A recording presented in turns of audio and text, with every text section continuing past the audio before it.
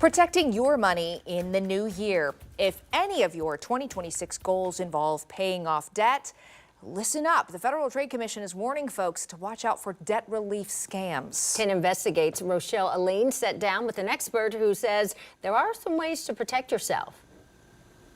When all is said and done, that expert tells me if they're promising something that sounds too good to be true, it probably is. My name's Nick. Nick Capps tells me he's sleeping a little easier these days. It can affect your life. It can affect how you sleep, all kinds of things, your relationships. After an experience with a debt relief company that he says didn't hold true on its promise. It's a company that basically tells you to stop paying your debt.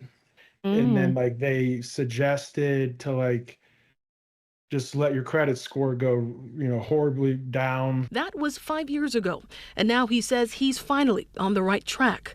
But according to the Federal Trade Commission, he's not alone. Their data shows that Ohio ranked 8th in the country for complaints about these kinds of scams in 2025. Sometimes people are disappointed or get involved with a scam. Thomas Nitchie is a financial educator with Money Management International, or MMI.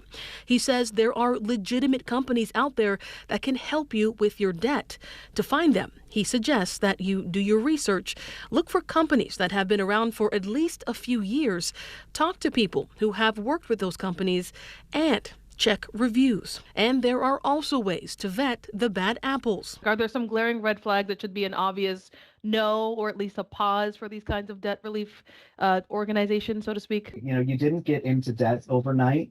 You're probably not going to get out of debt overnight. Red flags to look out for in those cases are if they contact you first, if they promise to resolve your debt for pennies on the dollar, if they promise to erase your debt completely, and if they promise a debt relief timeline that feels too fast or unrealistic.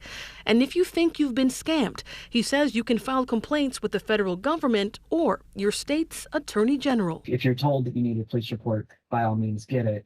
But that's generally not the first place to go. For a full list of the tips from that expert, you can head to our website, 10tv.com. In the studio, Rochelle Aline, 10TV News.